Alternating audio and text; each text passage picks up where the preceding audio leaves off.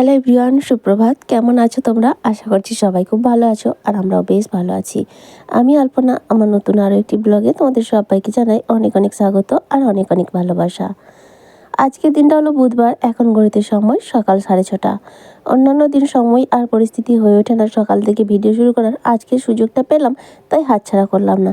তাহলে চলো বন্ধুরা, আজকে এখন থেকেই তোমাদেরকে সাথে নিয়ে আজকের ভিডিও শুরু করছি।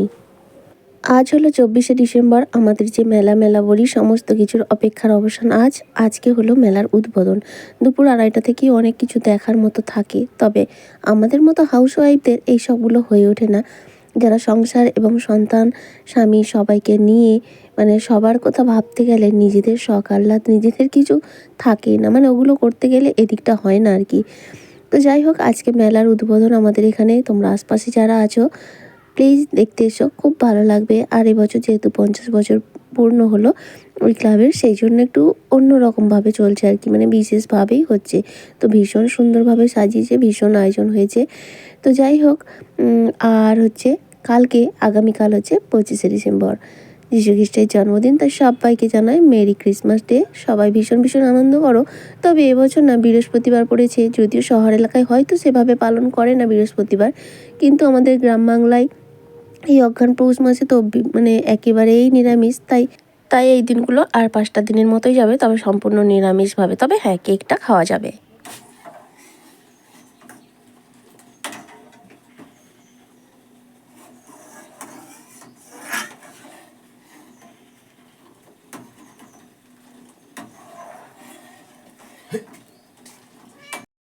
আসলে কি বলতো, বাচ্চাদেরকে এটা বোঝানো যাবে যে আজকে নিরামিষ, বৃহস্পতিবার মাংস, ডিম, মাছ এসব রান্না হবে না, কিন্তু কেকের মধ্যে যে ডিম দেওয়া আছে কেক খাওয়া যাবে না, এটা কিন্তু বুঝবে না। এমনিতেই তো আমার মেয়ে আগের থেকেই বলে দিয়েছে।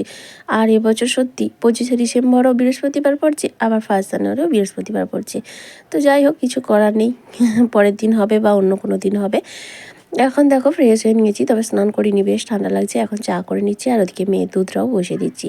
এদিকে চা হয়ে গেছে, আর মেয়ের ড্রেস নিয়েই আলোচনা চলছে। নাচ গান সব জায়গায় সব রকম ড্রেস, অত তো আর কেনা সম্ভব নয়।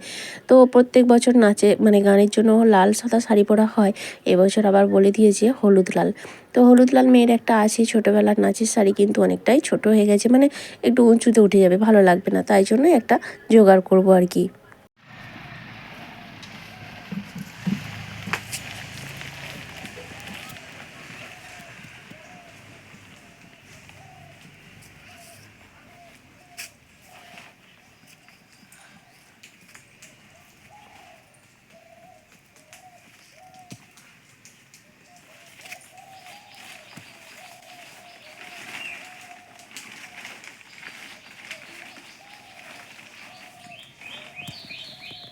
হলুদ লাল শাড়িটা শুধুমাত্র গানের দিনেই লাগবে, একটা দিনের জন্য আর কিনবো না। আর সিল্কের শাড়ি হলে আমার তো ছিল, হতো না, কিন্তু তাঁতের হলুদ লাল শাড়ি এই রকম ধরনের লাগবে আর কি। তাই সব সময় সবটা হ্যাঁ কিনলে হয়তো পরে আমার কাজে লেগে যেত, কিন্তু হ্যাঁ এই মুহূর্তে তো ইনভেস্ট করতে হবে। নাচের অনেক ড্রেসপত্র কেনা হয়েছে, সেই জন্য ভাবলাম ওটা আর কিনবো না, কারো কাছে যদি পাওয়া যায়। তাই তোমাদের দাদাভাইকে বলছিলাম, তো একটা পেয়েও গেছি। যাই হোক, তারপরে এদিকে মেয়ে উঠে পড়েছে, চাটা খাওয়া দাওয়া সব কিছু হয়ে গেছে, আর এখন আর রোদের মধ্যে বসে আছে। তবে ওর কিন্তু এখনও ব্রাশ টাশ কিছুই হয়নি। কালকে রাতে না চুল বিনুনি করে শুয়েছে। ওর যে কী নেশা হয়েছে চুল বড় রাখবে, এই মেলাটা শেষ হলেই আমি চুল কেটে দেবো। তো যাই হোক, চুল বিনুনি করেছিল, এখন সেটাই খুলে ভালো করে আঁচড়ে দিচ্ছি, চুলের মধ্যে জট পাকিয়ে যায়।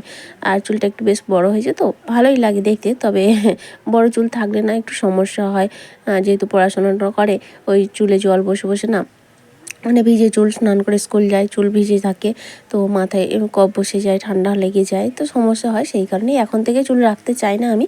খালি এই মেলার সময় অনুষ্ঠান ছিল বলে সেই জন্য চুলটা একটু বাড়িয়েছি, তো আবার অনুষ্ঠান কেটে গেলে কমিয়ে দেবো। তো যাই হোক, চুলটা এখন আঁচড়ে দিচ্ছি। আর আজকে বুধবার, কালকে বৃহস্পতিবার, তো আজকে ছাড়া আর সময় নেই। ভাবছি দুয়ারটা একটু পরিষ্কার করব। সেই ঘরটা তো মোটামুটি পরিষ্কার হয়ে গেছে, আর এই ঘরটা তো পরিষ্কারই আছে, অসুবিধা নেই। রান্নাঘরটা একটু করলে হতো, কিন্তু দেখা যাক, মাঝে যদি সময় পাই তো করব। আসলেও তোমরা হয়তো বলবো অন্য সময়ও করতে পারো, কিন্তু কোনো অকেশন এলেই আমার ঘরবাড়ি পরিষ্কার না করলে হয় না। এমনিতেও আমি পরিষ্কার করি। তো যাই হোক, এখন দেখো দুয়ারটা আমি ওই সাইডটা কিন্তু পরিষ্কার করে নিয়েছি অফ ক্যামেরায়। আর এখন এই দিকটা পরিষ্কার করে নিচ্ছি। তো এদিকে দেখো, ওদিকে সেই বেঞ্চে যা জিনিসপত্র ছিল সব নামিয়ে ভালো করে ঝেড়ে মুছে আবার গুছিয়ে দিয়েছি। আর এখন টেবিলটা সুন্দর করে মুছে ঝেড়ে নিচ্ছি। আর টেবিলের তলাটায় না শুধু মাকড়সার জাল হয়েছে। যে কোনো জিনিস ব্যবহার করলে না ভালো থাকে, আর এমনি চুপচাপ রাখা থাকলে না সেই জিনিসের মধ্যে নোংরা একটু বেশিই হয়। ব্যবহার হলে সবসময় ধোয়া মোছা পরিষ্কার হয়, কিন্তু ব্যবহার না হলে সেটা তো পড়েই থাকে না। তো যাই হোক, এখানটা ঝাড় দিয়ে দিলাম। এবার টেবিলটা জায়গা মতো রেখে দেবো। ওই যে টেবিলের ক্লথটা পড়ে আছে ওইটাকে ভালো করে সাবান দিয়ে পরিষ্কার করব। ওইটাকে এখন আর বিছাবো না।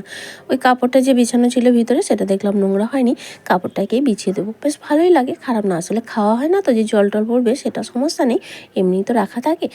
তো কাপড়টা বিছিয়ে দিলাম। কেমন লাগলো একটু কমেন্ট করে জানিও তো। আর আমার লাকি বাম্বুর গাছটা না পুরোটাই নষ্ট হয়ে গেল, কেন জানি না, হয়তো তার যত্নের অভাবে বা কিছু কারণে নষ্ট হয়েই গেল। 2-1টা গাছ আছে, ওই যে ভাবছি যেগুলো নষ্ট হয়ে গেছে ফেলে দেবো, দিয়ে বাইরে রেখে দেবো একটু রোদের মধ্যে। দেখা যাক যদি 2-1টা গাছও বাঁচানো যায়। আর এদিকে মেয়ের খেলাটা ওখানে রেখেছি, দেখো আসার সঙ্গে সঙ্গে আবার ঢেলে ফেললো। এই তাই বকছিলাম আমি, এক্ষুনি ঝাড় দিন, আস্তে আস্তে আবার সব ঢেলে ফেললো। তো এই করে আর কি সারাদিন। তো যাই হোক, জানুয়ারি মাস থেকে আবার স্কুল চালু হয়ে যাবে, আবার একটু ঝামেলা কমবে আর কি। সারাদিন বাড়িতে থেকে ওই রকম সারাক্ষণ হয় ফোন, না হয় ওই উৎপাত, এইরকমই করে। তো যাই হোক, ওদিকে সবটা পরিষ্কার হয়ে গেছে। এখন দেখো ঝাড়ফাড় দিয়ে এই দুয়ারটার মধ্যে থেকে এতগুলো নোংরা বেরিয়েছে। তাও ওই সাইকেলের দিকটা আছে, এখন এই সাইডটা সাইকেলগুলো সরিয়ে করলে আরও কিছুটা বেরোবে। তবে আজকে আর করছি না, কারণ অনেকটা বেলা হয়ে গেছে, রান্না করতে হবে। তারপরে 2:30 থেকে আবার র্যালি বার হবে, তো সেখানে মেয়ে যাবে। আমারও ইচ্ছা থাকে যাওয়ার, কিন্তু হয়ে ওঠে না গো। অন্যান্য দিন হলে যেতে পারতাম, কালকে যেহেতু আবার বৃহস্পতিবার, আজকে তো একেবারেই হবে না, কারণ সন্ধ্যাবেলা তো আমাকে যেতেই হবে, মেয়ের উদ্বোধনী সঙ্গীত রয়েছে। তাই সন্ধ্যার আগে সমস্ত কাজগুলো আমাকে করে নিতে হবে।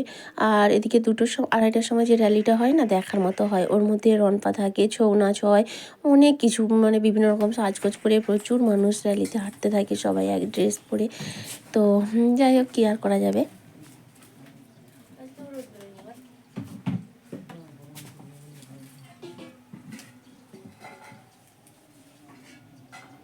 আর আজকে আবার উনুনটাও জ্বেলে ফেললাম বোকামো করে। গ্যাসে হলে রান্না করতে করতে অনেক কাজ করা যায়। তো যাই হোক, তাড়াতাড়ি রান্নাটা হয়ে গিয়েছিলো। উনুনটায় বসিয়েছি, একদিকে ভাত একদিকে ডাল। আজকে রান্না করব ডাল, বাঁধাকপির তরকারি, আর কালকের মাছ রয়েছে, গতকাল যে মাছ ছিল সেই মাছের 4 পিস মাছ আছে, সেইটার বান্না দেবো। তো এটাই রান্না করব। তবে রান্নাবান্না আজকে আর তোমাদের সঙ্গে কিছু শেয়ার করলাম না, কারণ এমনিতেই ভিডিওটা অনেকটা বড় হয়ে যাচ্ছে। আর মেয়ে দেখো চারদিক থেকে ছুটে দৌড়ে এসে এখন আমার কাছে বসেছে আর গল্প করছে। ওই ওদের নাচের ম্যাডাম মেসেজ করেছে ভারত মাতা সেজিয়ে যেতে। তো সেই জন্যই বলছে আর কি। আসলে আমি বলছি না, তোমাকে সাজতে হবে না, কারণ কি 2:30 থেকে শাড়ি পরে হাঁটা, অনেক দূর পর্যন্ত হাঁটবে, তো অত দূর হাঁটা সম্ভব নয়। তারপরে এসেই আবার তোমাকে শাড়ি পরে গানের অনুষ্ঠান যেতে হবে, তো যেতে হবে না। ও বায়না যাবে আর আমি বারণ করছি। তারপরে রান্না করতে করতে আমার একটা জা এসছে, তো ওদিক দিয়েই যাচ্ছিলো আর কি, তাই দাঁড়িয়ে কথা বলছে উনুনটা নিয়ে আর কি। আমার উনুনটা ঠিকঠাক হলো না, হাঁড়িয়ার করা একবারে গায়ে গায়ে হয়ে যাচ্ছে। আবার আমাকে উনুনটা ভাঙতে হবে, না পারলে যা হয় আর কি, বারবার চেষ্টা করে তবে একবার সফল হওয়া যায়। তারপরে আর দেখা হচ্ছে একবারে বিকেলবেলা। এখন বাজে ওই 3টে মতো। মেয়েরা এই বেরিয়ে গেল খাওয়া দাওয়া করে, এই সবে মাত্র বেরিয়ে গেল। আমারও যাওয়ার ভীষণ ইচ্ছা হয়, কিন্তু যেতে পারিনি আর কি। এবছর তো ভীষণ ইচ্ছা ছিল, কিন্তু এবছর বুধবার না করে যদি অন্য কোনো দিন হতো তাহলে অবশ্যই যেতে পারতাম।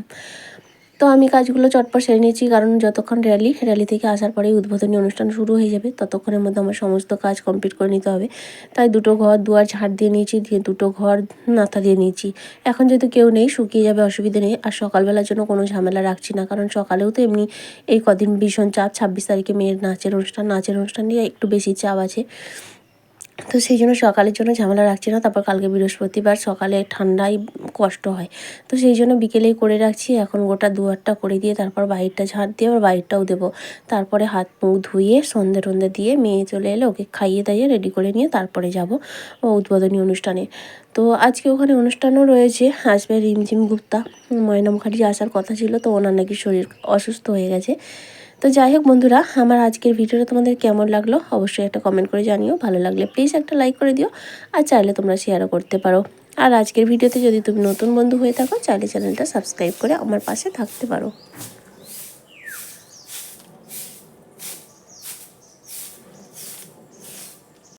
আর যারা অলরেডি এই কাজটা করে দিয়েছো তাদের সবাইকে জানাই অসংখ্য ধন্যবাদ। ওদিকে গুঁতো ঘর দুয়ার সব দিয়ে দিয়েছি, শুধু রান্নাঘরটা দিইনি, ওইটা সকালে দেবো।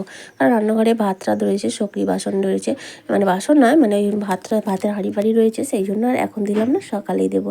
আর এই যে দুপুরে রান্না করেছিলাম না, উনুনটা লেপিনি, কারণ কি ভাবলাম বিকেলে তো সেই নাতা দিতে হবে, সেই জন্য একবারেই কাজ করে নেবো। তো এখন ঝাড় দিয়ে নিচ্ছি, ঝাড় দিয়ে এই পুরো বাকুলটা নাতা দেবো। আর আজকে শাশুড়ি থাকলে হয়তো তার ভরসায় ছেড়ে দিয়ে যেতে পারতাম, সে আবার বাড়ি নেই আজকে। সে জানে আজকে মেয়ের একটা অনুষ্ঠান আছে, যাব।